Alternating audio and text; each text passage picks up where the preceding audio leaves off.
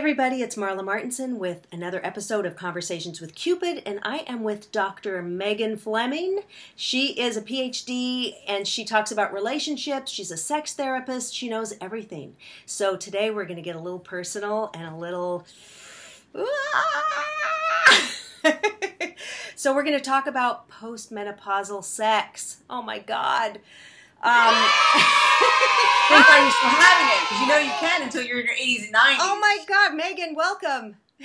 Hi, how are you? Great to be here as always, Marla. Good. So this is really something, it's very touchy, it's very like taboo, but it's very important because, you know, people are getting divorced after so many years of marriage, and men, you know, that men want sex, let's just say it that way. And women, as we get older, a lot of times maybe we've had kids or menopause or whatever, and we just don't feel the same way. Maybe it's painful. It can feel like shards of glass up there when you're having sex. Feel like you're dried up, like that episode of Sex and the City when Samantha says, "Oh no, I'm, dried up." So I want you to talk to us about how important it is to stay sexually active, to keep your marriage together so your husband doesn't wander off somewhere else. And you had mentioned that we can have sex in our 70s, 80s, and 90s. So absolutely. That's why STDs is actually so profoundly happening amongst the elderly in this area. That's what I heard, that AIDS is HIV is prevalent or different diseases. Even the standard STDs, chlamydia, gonorrhea. So, sexuality, I think, is part of our God-given birthright to feel pleasure in our bodies, sort of. And, you're talking about a lot of the hormonal changes. When a woman goes through menopause, basically she's losing the estrogen predominantly, which is what creates the elasticity and adds to the lubrication. So I think, first of all, if it feels like a Sahara desert, freaking lubricate, not even just in the moment for sex, because of course external lubricants are amazing and they come in so many different varieties, organic, thick, thin, hot, cold, try them on, try them all. Flavors. Which? Flavors too. There's no limit to what you can do with lube. Or coconut oil, actually, if you want to go on the organic side. But also thinking about what we call vaginal moisturizers, which is different than a lubricant. You use that, like Replens would be a version, 2 or 3 times a week, because it creates that moisture, that environment, the pH that helps with lubrication. The other thing, the psychological aspect is, if it starts to feel like shards of glass, I deal with vaginal pain a lot in my practice. It's hard to desire that which feels painful. Exactly, right? Exactly. So some of the things I would say is, as you're working on using the moisturizer for maybe 2 or 3 months, if physical intercourse penetration is painful, first of all, I'd say slow down. You've got to build a woman's arousal. After menopause, we always take longer than men. We always did. But now you really need to get the mental arousal, both mental and physical, right? So making sure that your body's really turned on, having a lot of foreplay, and then do what we call dilation, which is inserting fingers before penis, so that you can, it's basically dilating, getting your body comfortable, so that mentally you're not tensing up, because this is what happens when sex gets painful. Even before it happens, I find women's pelvic floor, even the muscles in their thighs, start tensing up. Yes. And so if that's the case, take a little bit of a reset, and focus on everything outer course, right? Everything that's not about penetration, because most women really enjoy oral or, a clitoral stim to get an orgasm. So if sex, I say, it could be uncomfortable, and how do we make it more comfortable? But if it's painful, I say, let's try out some new things, take a break, so that your mind doesn't start to work against you. Right, because otherwise you're just waiting for it to be over as fast as you can, because just faking it, like, oh yeah, this is great, honey, and you're like dying there, because I've experienced it, and I know my friends my age have, and it's just no fun, and you don't want your husband to suffer because of it. But this is very interesting, because I didn't even know about this Replens, that several times a week you'll be inserting that in a suppository, and that will help. I just thought that there was the lubricant, and then it's like, well, it's not really getting up where it's needed to be.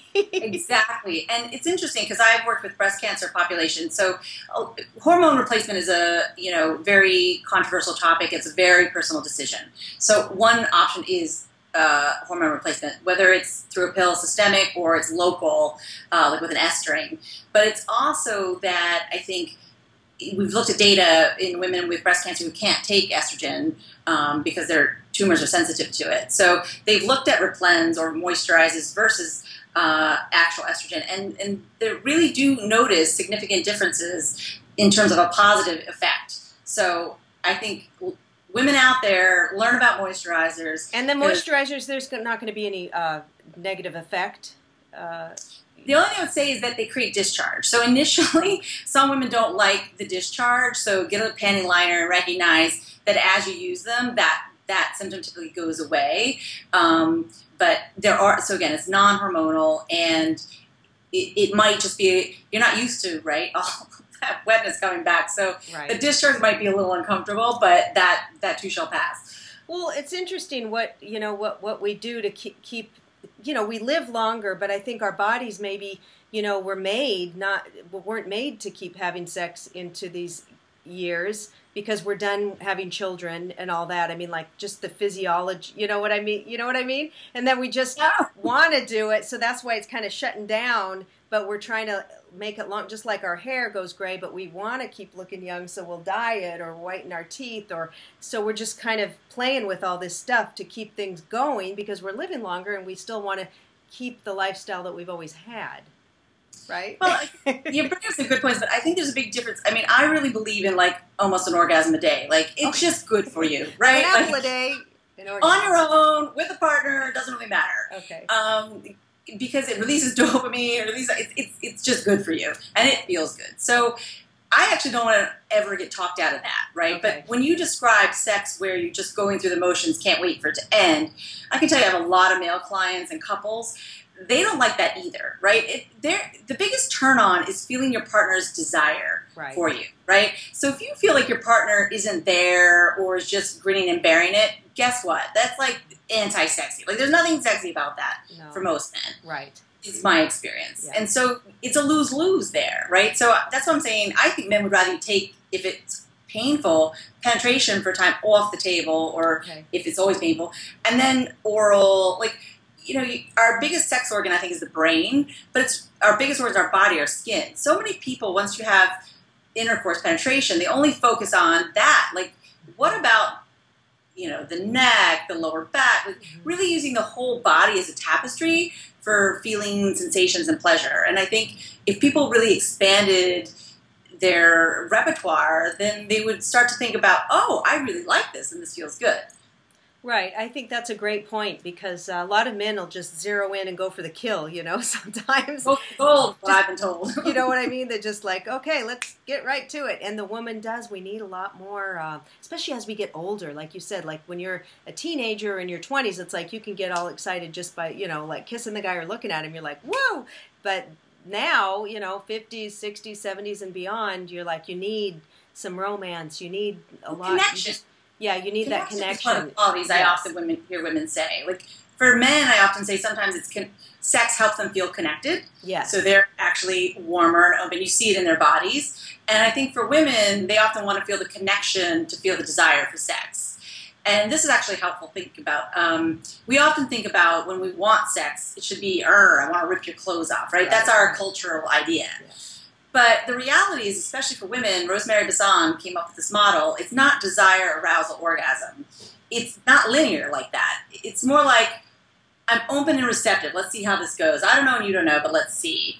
But it's like, oh, you're caressing my hair, and that feels good, and that feels nice. And then my body starts to respond. So arousal kicks in before, and then that builds to desire. So it's not always linear. If I'm not feeling if I don't want, then I shouldn't. No, I think it's more like, can you get yourself into space to see how it could go? Yeah. Because if your body starts to feel good and gets aroused, your want will kick in.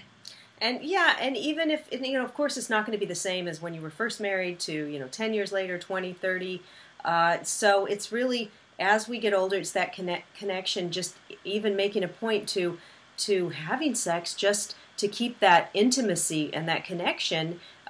Instead of just, it's like I'm so horny and hot and we have to do this. It can move into something else, but just as meaningful. It's just going to be different. Yeah, and I think opening that difference, because just two bodies laying naked together, that warmth, that comfort, that it's like they kind of know what they want to do. And, you know, it may not look like, you know, the rip-roaring sex you had in your 20s, and it may not last as long, or and you may not want it to last as long, but it's different, and it can be really connecting and intimate, and I think awesome. But right, and I know, I mean, my husband talks to men. You know, he's a entertainer, so he's out and he meets a lot of people, and he'll tell me some guys, they've been married a long time, and he'll even see some of them because he works in bars and, you know, as an entertainer, and he'll see guys.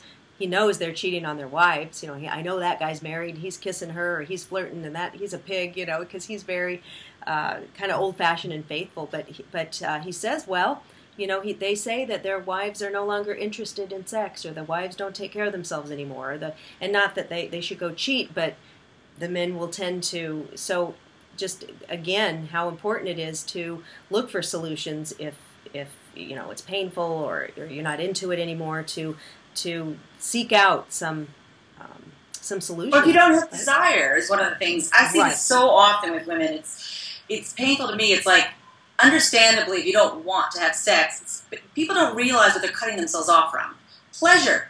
You know? So it's like, if you don't want to have sex, be curious about that why. For some women, maybe it's because they feel exhausted, they got nothing left at the end of the day. I always say self-care is not selfish. You know, you got to fill up your own tank first, because if you're running on empty, no wonder you don't want to have sex. Totally get that. Yeah. But I also think that it's the idea, it's the story we tell ourselves about our partner, who they are, who they aren't, what the sex is going to be like. And I'm like, how do you know? Tell yourself a new story. Like, and what do you think about Viagra? I think it could be so dangerous. I mean, if my husband ever would come to the point where, you know, he would need that, I would just tell him forget it, because, you know, they can have a heart attack. Or what do you think about this? Well, it falls for me on what I call tools in a toolbox. Yeah. You know, I think it has a place. So, you know, first of all, if you're concerned about health, you always you don't get it on the internet. People do it all the time. Don't do that. You go to your urologist, you get examined, you have a physical, you look to see if it's endocrine, like low testosterone, things that would be treated in other ways, right? Often men having difficulties with erections is a first warning sign of potentially heart disease, diabetes, other medical conditions. Clogged arteries. Yeah. And men don't like to go to the doctors, typically, right? So at least if they got a problem with erection, woohoo, they're going to get to the doctor, hopefully, because it matters. Exactly. And then we'll like get their whole health treated, right? So I think there's an opportunity there. Yeah. And I think that it's a conversation, right? Because, you know, some women don't want to have sex on demand. I took the pill an hour ago, honey, let's go, right? Like, there's a longer half-life than that. So I think, and it's expensive. I can't tell you how many men are complaining, like, oh my God, if it's over $10 a pill and we didn't have sex, you know, they feel bad. You got to factor that into your, you know, dating budget. And what about nutrition? Where, you know, I'm into health and nutrition and all that. How much of a factor as we get older is nutrition that affecting us, or alcohol, or, you know, things that we're putting in our bodies, or exercise? Yeah, I mean, I think it's how are we feeding ourselves, right? And it's what we're putting in, and is it close to the earth in a sense, in terms of, you know, I just had a conversation with a friend in Sunscreen, right? Her brother's a scientist, and you know what? There's a lot of chemicals you're putting directly on your skin.